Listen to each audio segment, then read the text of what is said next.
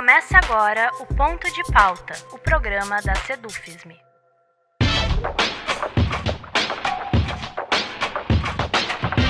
Reconhecer, debater e mobilizar-se pelos direitos das mulheres servidoras públicas é fundamental para garantir a justiça no ambiente de trabalho.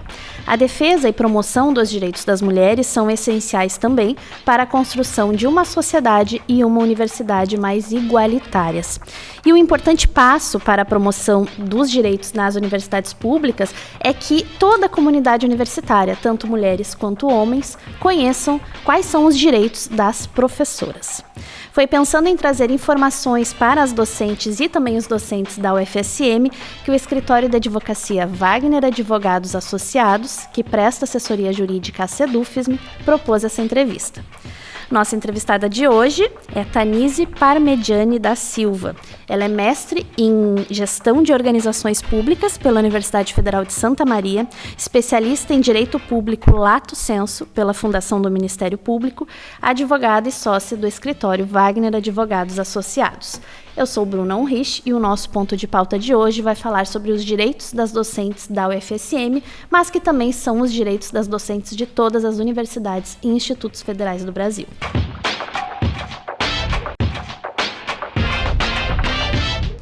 Tanise, em primeiro lugar, muito obrigada pela tua disponibilidade em conversar conosco. Oi, Bruna. Eu agradeço muito o convite. É muito interessante estar aqui conversando sobre direitos das mulheres. Para mim é uma honra estar na tua presença, contigo e diante das nossas professoras tão queridas aqui nesse sindicato. Perfeito. Então vamos começar, Tanise. O primeiro ponto é licença maternidade. Eu quero te perguntar, então, quais são os direitos das docentes em relação à licença maternidade? Essa licença ela é garantida automaticamente pelos 180 dias ou depende de alguma regulamentação específica? Bruna, as docentes, assim como todas as servidoras públicas, elas têm direito específicos à licença maternidade, né, que são garantidos pela legislação brasileira, Constituição Federal e legislação infraconstitucional. Durante a licença maternidade, essa servidora ela tem direito à remuneração integral, né, e é contado esse tempo para todos os fins, aposentadoria e outros direitos. As servidoras elas têm esse conjunto de garantias, né, mais robusto, justamente para proporcionar o objetivo da maternidade efetiva, né, de estar com o seu filho, da criança especificamente estar protegida. A licença maternidade ela é garantida a todas as servidoras por um período de 180 dias. Na verdade, a Lei 8.112 ela fala de 120 dias, né? Mas nós temos a Lei 11.770 que faz uma prorrogação de mais 60 dias. Então, no total, fica 180 dias. Isso não precisa de nenhuma regulamentação específica. Ela já está na legislação federal e ela deve ser cumprida assim. Lembrando que esse 180 dias ele ainda pode ser estendido em alguns casos, como o parto de gêmeos, por exemplo. Então, pode haver um pedido de prorrogação por mais um período. Que interessante. Mas existe alguma possibilidade de a administração recusar ou querer enxugar um pouco esse período de licença? Não. Como está previsto na legislação, não pode ser mitigado esse período. O que pode é a servidora, por uma opção, pedir a redução, mas aí ela tem que ser formalizada e justificada, em muitos casos. Certo.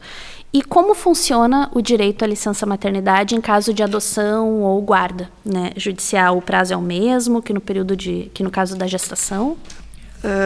O direito à licença maternidade em adoção, ela é o mesmo período.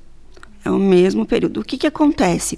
A servidora vai pegar os seus documentos, vai levar até a administração, ou certidão de guarda, ou um outro documento de vínculo familiar, e vai pedir a sua licença por 120 dias, mais 60 também, prorrogados, né? Então, é o 180.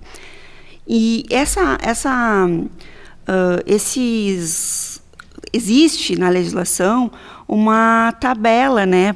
Digamos assim, a criança com menos de 1 ano seria 90 dias, mais de 1 ano, 30 dias de licença.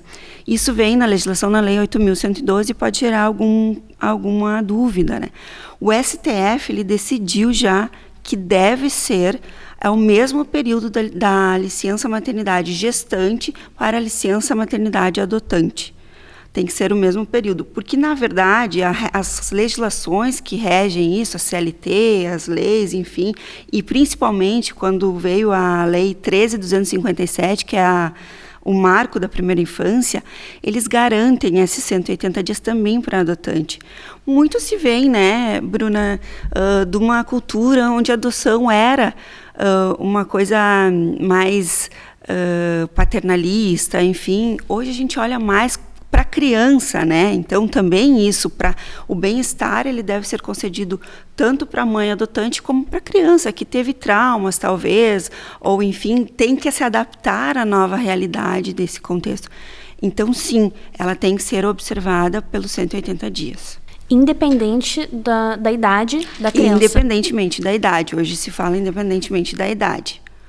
Porque, na verdade, se está protegendo também a criança, não só a mãe, né? Porque se discutia um pouco disso, assim, mas a mãe não tem que se recuperar fisicamente ou psicologicamente de uma gestão de 9 meses. Se falava isso, tinha decisões nesse sentido, né? Mas hoje não. Hoje se entende mais pelo contexto da criança em si e dessa relação que se conecta ali. Não tem aqueles 9 meses, então ela precisa desse período para se adaptar, né, para tudo isso. É importante também, Bruna, falar que tanto para a gestação quanto para a adoção, a gente caracteriza a licença paternidade. A gente está falando dos direitos das servidoras, mas é importante a licença paternidade nesse período, porque ajuda, é o suporte da mãe. Então, também a licença paternidade ela pode ser pedida 5 dias e ela pode ser prorrogada por mais 15. Então, é importante, é sempre no sentido da legislação de suporte da criança, da mãe, né, nesse período. Perfeita observação sobre a licença paternidade. Agora eu vou te perguntar sobre uma especificidade, mas que com certeza afeta várias mães docentes, que mães que são docentes que são mães ou responsáveis legais por crianças com síndromes, por exemplo, o transtorno do espectro autista, né? Podem pedir redução de jornada sem prejuízo salarial? Existem legislações ou decisões judiciais que reforcem esse direito? Sim, Bruna. As mães ou responsáveis legais por uma criança com algum transtorno, alguma deficiência, enfim, a legislação garante a redução da jornada de trabalho pela proteção e suporte dessas famílias, né? Então, por exemplo, o transtorno, você citou o transtorno do espectro autista, né, que vem sendo dos nossos pedidos mais judiciais, são esses, né? Pode ser fundamentado também na questão de que as mães necessitam cuidar de seus filhos pela Lei 11.770, né? Então, ela pode pedir. O judiciário tem reconhecido isso de forma constante, né? Principalmente fundado na dignidade da pessoa humana e proteção à família, que são direitos constitucionais. Então, o STJ também vem decidindo nesse sentido, dizendo da importância do cuidado das crianças, enfim, como eu disse, depois da Lei 13.257 foi mais cuidado com a criança, né? Então, a partir disso, é necessário olhar para a servidora também como uma protetora da sua criança, né? A sociedade ela tem que entender que, na verdade, os pais, é dever dos pais, é dever da administração enquanto empregador, né? E também é dever da sociedade como um todo facilitar essa criação dessa criança, né? Essa ambientação, enfim, tudo isso que vem sendo tratado a nível de escola, a nível de outras saúde, enfim, também olhando para esse direito das servidoras públicas, tem essas decisões nesse sentido. Perfeito, Tanise. Agora a gente sai do debate sobre licença maternidade e entramos em um outro ponto bastante importante, que é a possibilidade de remoção, né, de a docente pedir remoção por estar sendo vítima de violência doméstica. O que seria essa remoção? Em quais casos que ela pode ser solicitada? A remoção por violência doméstica ela é um mecanismo que visa proteger, então, física e psicologicamente a servidora, né, a docente vítima, garantindo que ela continue trabalhando, né, a garantia do serviço público e também tirar ela dessa situação de vulnerabilidade. A remoção, na verdade, ela é uma transferência do servidor de uma localidade para outra localidade e, nesse contexto da docente, do ambiente em que ela está, né, de violência, para um ambiente mais seguro, onde ela não seja vítima, né, daquele desafio, né, de estar perante um agressor. Então, a conceituação, na verdade, de violência doméstica, ela advém da Maria da Penha, né, da Lei Maria da Penha, que foi, então, que ela caracterizou como agressão física, agressão moral, agressão sexual, até patrimonial, né? Existem agressões patrimoniais em que a servidora vai sendo prejudicada. E aquilo influencia em toda a segurança dela, não só fisicamente, né, emocionalmente. Isso, então, a gente tem conseguido fazer com que as servidoras sejam removidas para outra localidade, para outra universidade ou para outra instituição, né, para outro campus, enfim, que ela não tenha esse contato direto com o agressor. Perfeito. E quais os procedimentos necessários para que essa docente peça, né, solicite a remoção? Já existem também decisões sobre o tema? Bruna, assim, a primeira coisa que a docente deve fazer é registrar o boletim de ocorrência na polícia, tá? Isso é importante porque ele vai embasar o pedido de remoção dela. Aí ela faz, então, um pedido administrativo para a instituição de ensino, né? A administração de ensino analisa, pode fazer até uma investigação, alguma coisa, mas é muito difícil isso acontecer, é mais pela prova. Inclusive, se tiverem laudos psicológicos, médicos, é importante colocar. Tem que sempre lembrar que esses processos, tanto administrativo como judicial, eles são segredos de justiça, então ela pode se sentir amparada em relação ao sigilo, tudo que ela colocar ali vai ser sigiloso, né? E a administração aí vai dar uma decisão administrativa, né, de deferimento ou indeferimento. Se achar pelo indeferimento, ainda a gente tem o recurso judicial, que é a ação judicial, né, que nós já temos várias decisões nesse sentido, protegendo a dignidade daquela servidora, né. Então, isso sim, já existem essas decisões. Inclusive, o governo federal tem feito promovido essas políticas, né, de enfrentamento à violência de gênero e tem promovido essas medidas protetivas, né, à mulher. E a AGU já tem um parecer sobre isso também, que ela fala da necessidade de remoção da servidora para os casos de violência doméstica. Então, é uma rede de apoio que se cria, né, para as servidoras nesse contexto. E é interessante essa conceituação que tu trazes mais ampliada sobre violência, né, para que também a servidora não entenda que violência é só a agressão física, né, mas que existe uma gama bem mais ampla e às vezes mais sensível, mais difícil, né, de ser detectada. Isso, às vezes é assim, a mulher passa por muitos xingamentos, sabe? Isso pode caracterizar uma violência verbal, né? Então é importante procurar, às vezes, ajuda, né? Para saber se aquilo é uma conduta que pode ser levada à agressão, né? A ser considerada, caracterizando ali a Maria da Penha, né? Ela esse contexto ele é tão de relevância jurídica e social, né? Porque reflete uma preocupação do Estado em proteção dos direitos humanos, né? E a gente tem visto tantos feminicídios, né, que nos preocupa essa parte. Então, a remoção, nesses casos, a servidora deve procurar ajuda. É importantíssimo. Obrigada, Tanise. Agora a gente vai entrar num tema que o sindicato debate bastante, que é o assédio moral. Primeiro eu quero te perguntar o que caracteriza o assédio moral, como identificar o assédio moral. O assédio moral é um tema bastante em voga. Nós, ali do escritório, sempre somos chamados para falar sobre isso, em debates, em palestras, porque é importantíssimo essa pauta. E o assédio moral, ele pode ser atos de humilhação, ele pode ser uma desqualificação psicológica, né, uma violência psicológica. Ela pode ser de várias formas. Ela pode ser um isolamento social, eu não te chamo mais para as atividades, né, eu te excluo de algumas atividades. Ela pode ser críticas desproporcionais, não é aquilo, não é real, mas a pessoa está... eu vou dizer um exemplo de um chefe minimizando o trabalho de uma professora, por exemplo, atribuindo tarefas humilhantes que não daquelas para qual ela tem o cargo, né? Ou comentários maliciosos sobre alguma coisa. Então, isso tudo, esses comportamentos repetitivos e às vezes sistemáticos que vêm caracterizando, podem ser, então, pode deixar ela vulnerável a ponto de caracterizar esse assédio, né?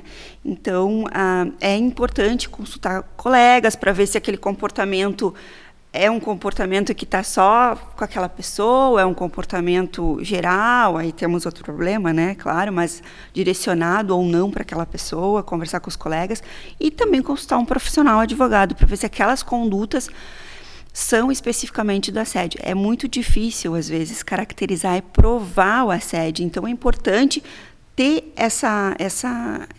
esse norte, assim, de um profissional. Certo. E o escritório, então, lida com bastante casos de assédio na FSM, assim, é uma situação comum de se ver na universidade?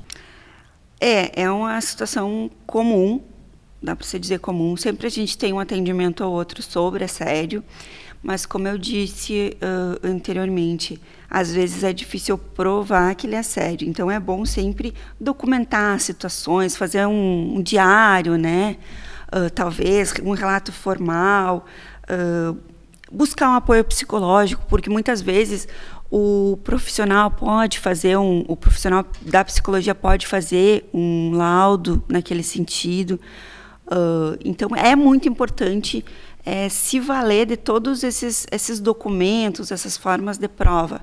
Porque, às vezes, a servidora chega lá só com alegações, então para nós realmente fica difícil orientá-la. Daí a gente orienta, não, passa a fazer a partir de agora isso, né? Relata, faz um diário, coloca os dias, os horários, tem e-mails, tem conversas no WhatsApp, né? Então tudo isso vai caracterizando então elementos probatórios para um processo judicial.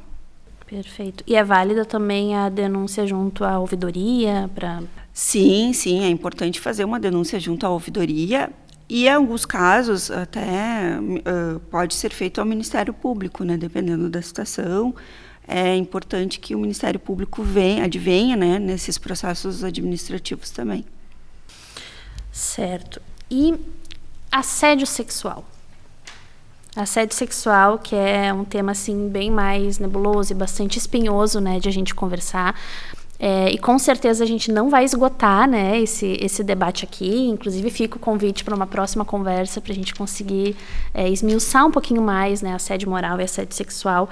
Mas tu pode assim sintetizar para a gente o que seria o assédio sexual e que condutas caracterizam o assédio sexual?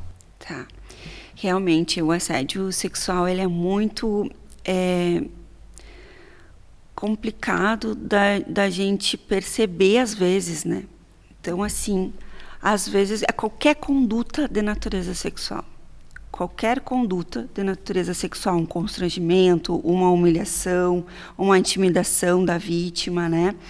São propostas de insinuação de caráter sexual, um toque ou um contato físico indesejado, né? Às vezes tem pessoas que têm a mania de tocar na gente, né? E isso pode violar o espaço da pessoa. O espaço, no meu espaço é sagrado, então tem que cuidar esse toque. Isso a gente fala também para os homens, né? Que estão ou enfim, as mulheres, para cuidar esse tipo de coisa, esse tipo de contato, porque às vezes a pessoa pode não gostar. E isso leva ao assédio sexual. Comentários, piadas maldosas de teor sexual, exibição de imagem ou vídeos, né, sem o consentimento daquela pessoa, pode caracterizar. e a criação de um ambiente assim hostil, né, intimidação em relação às questões sexuais. Tipo, o que a gente tem visto bastante é a relação com o WhatsApp, né, um convite maldoso, assim, sabendo que a pessoa não está disposta àquilo. Então, a reiteração disso também é um problema, né, e caracteriza, sim, um assédio sexual. Certo. E como a assessoria jurídica, né, como o escritório pode ajudar as professoras que se veem, né, vítimas ou de assédio moral ou de assédio sexual? Acho que vale também, né, fazer o convite para os plantões jurídicos aqui na sede, todas as terças-feiras de manhã. Isso. A nossa equipe é uma equipe qualificada para identificar esse tipo de situação, tanto de assédio moral como de sexual, né, e prestar todas as orientações, como eu disse antes, de traçar até para um moral, que é mais comum e mais recorrente, né, para a gente traçar algumas metas, né, para a gente fazer o processo depois judicial. Então, a nossa equipe está à disposição para verificar como isso é possível. Mas, Bruna, assim, eu acho muito importante que nesses casos, principalmente de assédio sexual, além da orientação jurídica, procure uma orientação psicológica também, porque esses casos, eles vêm carregados de dor e sofrimento. É muito mais a dor e sofrimento do sexual do que do moral. O moral é uma coisa que a gente até consegue levar um pouco no dia, né? Mas o sexual, ele afeta tanto a mulher que é importantíssimo a busca do profissional psicológico. E a orientação jurídica é fundamental para identificar esses casos e levar à justiça, se for o desejo da pessoa, né? Certo, Tanise. Muito obrigada por ter participado, né, dessa conversa aqui com a gente, por ter partilhado informações tão importantes, né, tão fundamentais, principalmente para as professoras, né? E assim encerramos o nosso ponto de pauta de hoje, que contou com a participação da advogada Tanise Parmegiana, especialista em Direito Público pela Fundação do Ministério Público, sócia e advogada do Escritório Wagner Advogados Associados. Essa edição do Ponto de Pauta, como de costume, ficará disponível nas nossas redes sociais e no nosso site. O endereço do nosso site é www.sedufisme.org.br. Obrigada pela audiência e até a próxima.